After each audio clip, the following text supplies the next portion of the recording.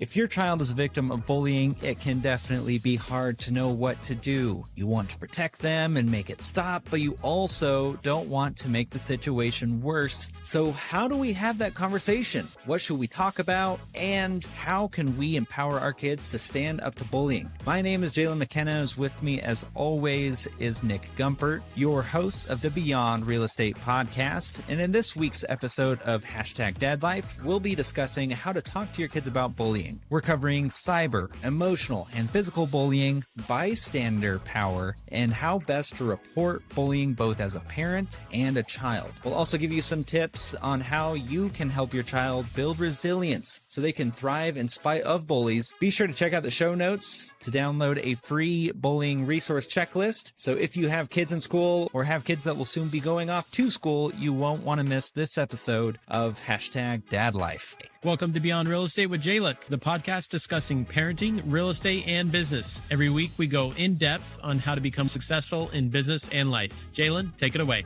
So let's jump right into the big, scary thing of the actual bullying itself. I don't have kids that are in school yet. However, even if you take your kids to the playground, there's those instances where you're like, how do I step in and how do I confront these kids that are being a little bit more loose with the term play? Nick, I first want to throw something at you. Was cyberbullying, or when was the first time you heard the term cyberbullying? Probably maybe high school, for sure college, but it definitely was not a thing when I was in elementary and middle school. That I know for a fact. Yeah, it's definitely become more prominent as more families they got to turn to the electronics. Right. You have your tablets, you have the phones. I'm sure texting used as a bully device was used very soon after texting became a commonplace source of communication or form of communication.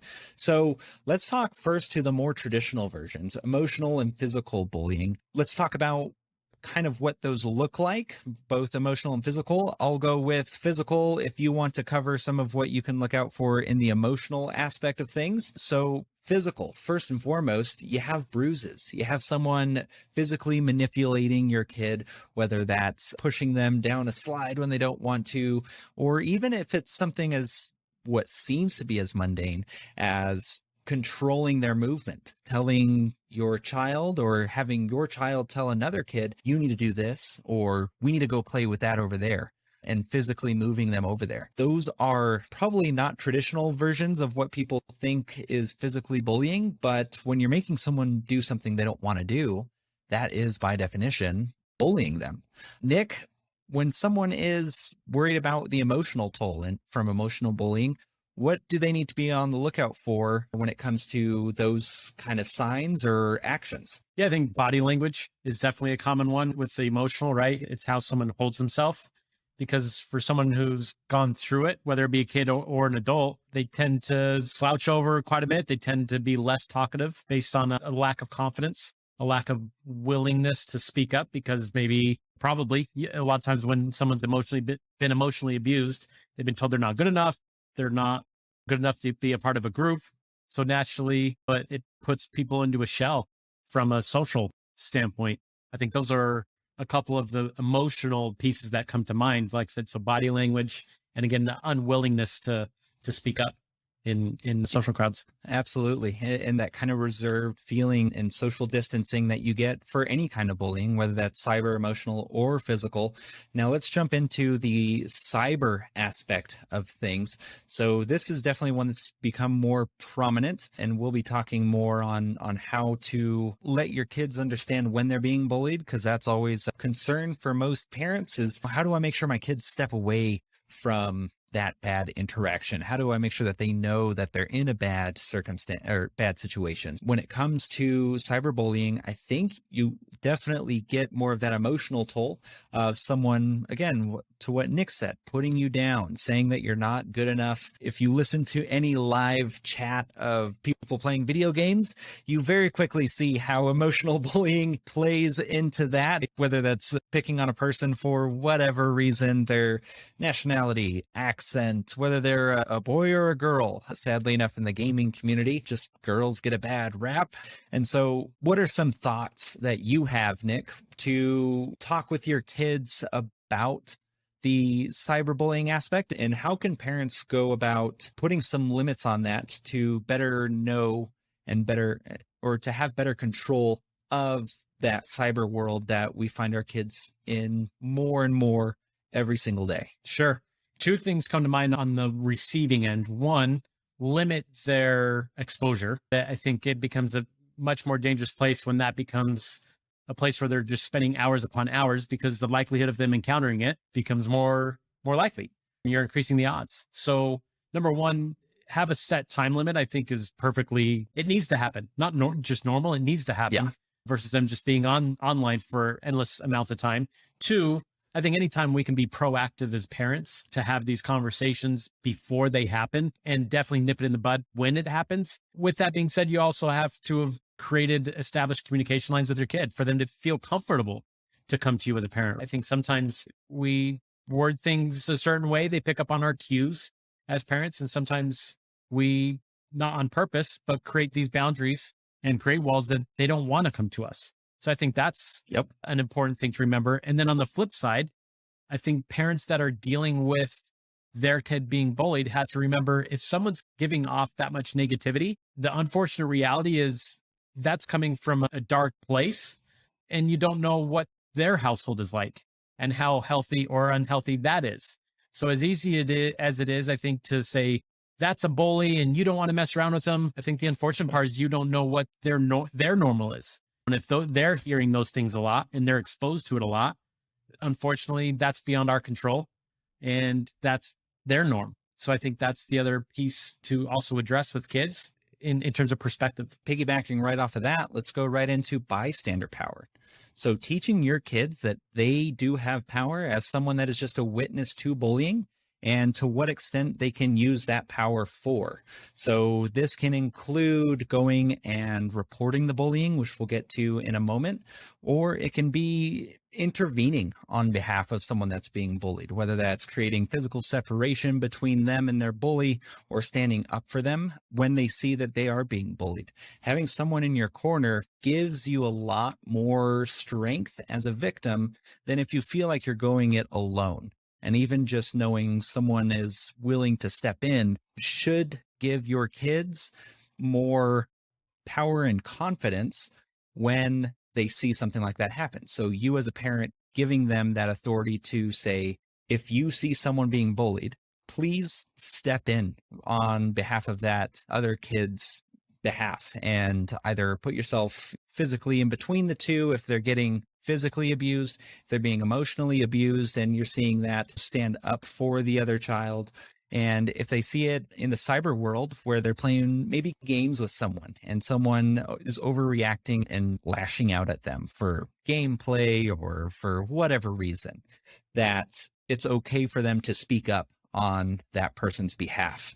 Nick, I know in the soccer world, I'm sure you saw this a lot, because as with any competitive, anything with competition, you're going to have kids that pick on either the worst kid on the team, or you're going to see some kids be physically taken out during the course of the sporting event. How did you as a coach go about handling those situations? To be honest, I didn't have many scenarios that dealt with bullying, to be honest, with the girls' side or the boys' side. Not to say I handled it perfectly prior to, but those types of scenarios we would definitely talk through as a team off of the field to talk about what was important in terms of how we communicated to each other, not taking things personally, how our tone of voice can be portrayed differently depending on what situation we're in. And in the sporting environment, that how we talk to each other is going to be and needs to be different than how you would talk to someone in a classroom at school. And I condoned bad language. I always nipped that one in the bud straight away and said, look, there's no place for it. If you want to do it amongst yourself and your friends and in your household, I can't control that, but I can control here on the field. Because I dealt with a lot of these types of topics up front, I didn't deal with any of it, to be honest. There's no negative story that I can honestly share to say this situation was just a tough one to deal with. But that's me and my experiences. It's not I can't speak for everybody, but that's what I can speak on behalf of. You pointed out, just to what we are talking to, that it's more the power of setting those expectations telling everyone exactly what bullying looks like and what that looks like amongst teammates and also the opposing team, and that you won't stand for it from any of your team members. And so that then creates an atmosphere of everyone else on the team to understand that's just not an option for them to do.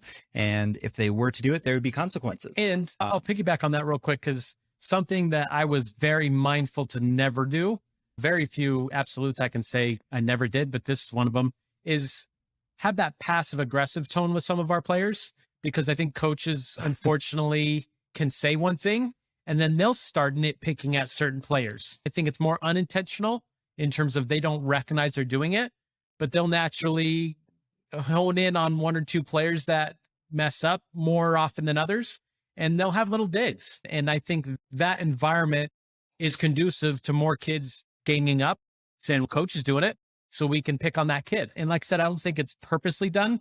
Nonetheless, I think those situations start small and they can get big real quick. And now all of a sudden you have that bullying environment, but not many, maybe those individuals don't look at it as that because it's just a joke. It's just kidding. And I'm just messing with you. Yep. And now you're writing that gray area that I think a lot of teenagers and kids struggle with is, are they my friend or aren't they? And I think the ability to decipher that is if you can tell them to stop and they stop, a friend is going to stop, versus those kids that keep doing it and keep doing it. There needs to be a discussion there, because good friends don't keep doing that. Good friends will say, look, I took it too far. My bad. That's my fault. And again, they know when to stop. So I think that's a very real thing. And I think it's important also to talk with your kids about that. If their actions are being portrayed as being a bully, or if you as a parent see this bystander power goes for you as well. Because if you see your kid being a bully or not acting in the way that you understand a good human being acts towards another person, whether that's friend or stranger, you need to understand that it's your responsibility to step in on that other person's behalf and explain to your child what happened there. Explain to them that what they're doing is going to be portrayed as negative and hurtful to the other person. Us as parents, we can't just say, we'll address it when my kid does it, or my kid would never do that. We're not only showing our kids on a daily basis how to go about not bullying others, but also explaining what a good friend or family member or whatever looks like. And then especially with sports, as Nick was saying, the coach that everyone knows who the worst player on the team is. And so if you're just going day in and day out and not really propping that worst kid on the team up, or as a coach, giving that kid more opportunities, or equal opportunities, I should say, to prove themselves, even if they don't prove themselves, but still giving them those opportunities to show, no, even though they're not doing well, it doesn't mean that I'm going to now treat them as an outcast. You're going to see everyone else on the team interact more positively with that team member. And when they do have a success, the entire team is now really happy for the success, versus every time they strike out or every time they miss a pass, everyone's rolling their eyes, because of course they would do that because they're the worst player on the team. I really love that. And especially in sports, it's really competitive, lots of emotion. And so knowing how to handle that and setting those expectations before competition is very important when it comes to bullying, because that bleeds into everywhere. These are kids on their team. Generally, they go to school with them too, and it can unravel from there. So now let's go to reporting bullying, because I think this is something that a lot of us struggle with, where we see something, maybe we say something, but it keeps happening. So what are some steps that we as parents can take? And what are some steps that we can ensure our kids know are available to them when bullying is being witnessed? So I'll start off first with knowing who the person in power is, whether that's the teacher, whether that's the organizer of the Little League, someone that doesn't have emotion directly. And so they can be a neutral voice in what's happening and see whether or not there's actual bullying. Because I think sometimes there's always that, like, my kid is being bullied, and it's not really your kid being bullied. In some instances, not every instance, maybe your kid's being sensitive. Like, we try to take a middle of the road approach here. Whereas the kid is being verbally abused and they're getting pushed around every day, or they're being talked down to by other students or by other adults. Understanding that differentiation, but also understanding who to go to is very key there. Nick, who's another position of power that you think is a good go-to in your experience when acknowledging that bullying is happening and actually fixing the issue? That's a tough one based on the fact that each environment is a little bit different, right? When you're at school at recess, that's a much different go-to than when you're at soccer training and there's one coach and 17 players training. So I guess my first answer is the closest adult. If you're that kid, that closest adult in proximity, right? Again, if you're at recess at school, it's which adult or teacher is on site that you can confide in, explain what happened. And if you're at your sporting event, it's that coach that ultimately has the oversight. I think the tough part, of course, then becomes you're explaining the situation and I didn't see it, right? Or I didn't hear it. I think that's the tough part because, again, it creates a totally different perspective for someone who did not witness any of it, see any of it, even if it was a coach. And their eyes and attention is somewhere else. And I didn't just see him right now, just shove you 3 times. I'm sorry. That's real life, right? It happens at soccer trainings, at baseball trainings, at football trainings, et cetera. When you have close to 20-ish kids, or in football trainings, you have more than that. But that's my long-winded answer for saying that closest adult for kids involved. And then if you're that parent, I guess the go-to is going to that neutral source that you alluded to, because you have a little bit different perspective as the parent. It's so easy to get emotionally wrapped up into it. And so the ideal situation is getting someone who's unbiased to the situation, said, let's get the whole picture, not just one version of it. And let's talk this through to see where things lie. And the first adult is definitely big because they're the closest proximity person with power, but also just making them aware that something is happening is a better chance that something won't happen later. And not to say that there aren't those kids and adults that complain and whine if they just don't get their way and they consider that's now bullying and that now they're being picked on or what have you, which we'll get to the resilience, building your child's resilience portion of this, and we'll touch on that as well. But you as a parent, just be aware to what Nick said. Understand that you can miss some things. Don't start jumping to conclusions one way or the other of what happened, but also just be aware of the situation and that a situation might be happening.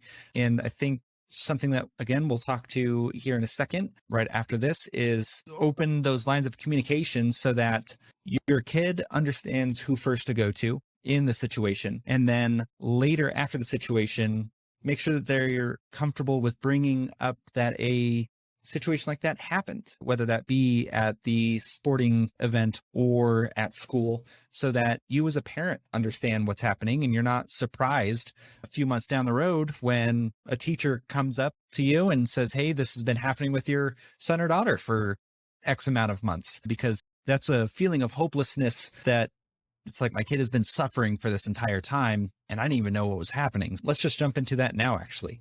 Building your child's resilience. Nick said it first, open those lines of communication. And Nick, what are some ways, I know we've talked about it briefly in other episodes of #DadLife, but what are some ways as a parent that you can effectively open those lines of communication with your kids? And when's the best time to bring this up? And I'll say the final thing is, what are your next steps in the action plan when you find out that bullying is happening to your kid or potential bullying is happening? Yeah, I think best time to open the lines of communication up is before it even happens. I think, unfortunately, a lot of parents wait for something to happen and then that spurs the conversation. Yep. I think if you can be out of that emotional state of whether it be your kid is the victim or the antagonist, then it's easier to role play a little bit and play pretend.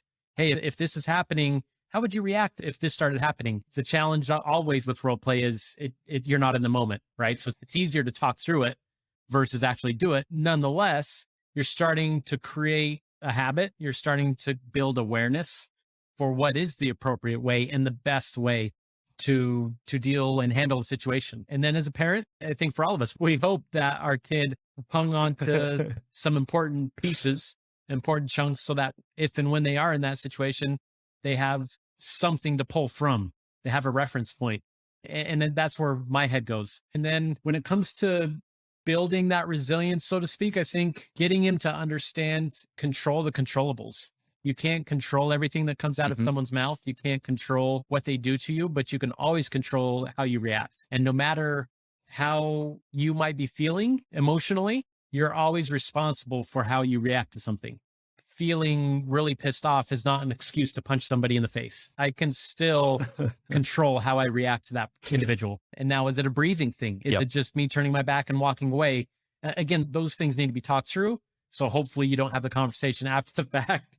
Say, Jalen, punching him in the face is not a good answer when he said something about your sister. And now you're having that conversation again after the fact. Yeah. And that's a call no parent ever wants to have, is your kid was brought into the principal's office because they punched the kid in the face. The other kid better have deserved it. Otherwise, this is going to be a really hard conversation. Well, they're a kid, even if they deserved it. It's that understanding of there's different ways to handle a situation. Because I think we can all agree. I don't know, 9, 10, 11, 12 a punch in the face really doesn't need to be the first reaction to handle this situation. You better have been doing this in self-defense on another kid that was getting wailed on. That's really, in my opinion, that's the only reason that you're swinging, using physical violence, or so if someone else, you're saving someone else from just getting ass whooped on a daily basis, and you're stepping in. Then at that point, the boys and I are going out to ice cream, if that's what ends up happening. And they now get whatever their suspension is, because that's how schools are nowadays, is both parties get suspended, whether you were the one that took the punch or you were the one that threw the punch. You're both getting suspended. It's like, they now have 3 days of vacation. We're going to go do fun stuff on these days if they're in the right. Now, if your kid's in the wrong, I think it goes back to the open lines of communication and you as a parent coming into it as a neutral body, understanding that your kid may have messed up or they could be in the right, but not making any judgments until you hear all sides that you have access to. So whether that's the teacher's side or the other adult side of what happened and your child's side, and then draw your own conclusions. But I would say it's not fair for you to come in and start punishing your kid or not punishing your kid just because of your own perception of, oh, my son never would do that, or my daughter is always just picking on people, that I told her this would happen. We're advocates for our kids, but being an advocate doesn't mean that you either side with them or disagree with them on every single circumstance. Nick, I think we had a really nice, productive conversation here. I'll let you if you have any final thoughts, I'll let you finish up with get those out there, and then I'll wrap up this episode. One last thing I'll add is trust and bullying are similar in that it's always in the eye of the beholder, right? It's the person you're trying to do something to. So if I say, Jalen, trust me, I can never determine. That's always coming from Jalen. And if we're talking about this bullying situation, it's never the person doing it to determine whether or not I'm doing the bullying. It's the person I'm doing it to. And I think that's the reality when we're trying to decipher, I'm not a bully. It's not in the eyes of you, is it? It's who's on that receiving end of it. And I think that's what also gets lost in translation sometimes, is where that determination comes into play. And it goes back to, again, if someone's telling you to stop or asking someone to stop, that understanding of saying, okay, I need to stop. And if you don't, and it becomes a continuing thing that you're making someone do, as you said at the very beginning, you're forcing them to do something they don't want to do. Now it's an issue. Right. So just again, perspective matters. Perspective. Keep that in mind. Nick, great final thoughts. That's it for this week's episode of #Dad'sLife. We really hope that you found it helpful and informative. If you have any questions or comments, please feel free to reach out to us on social media or at either one of our emails. All that is linked below. And of course, there's a comment section, whether that's on this podcast page or YouTube, wherever you're listening to us. And if you liked what you heard, be sure to subscribe to the podcast and leave us a review. It goes a long way towards helping grow the show. Thanks so much for listening, and we will see you on Wednesday, where we'll be discussing tips for first-time home buyers. If you're interested in buying a home, whether that's next month or next year, you'll definitely want to tune in for this. Thanks so much, and see you then. Want to see, hear, or listen to more of Nick's take on California real estate market? Check out my links below. Also, check out the links below for more information on products, books, or references made in this podcast. And please don't forget to subscribe, like, and share.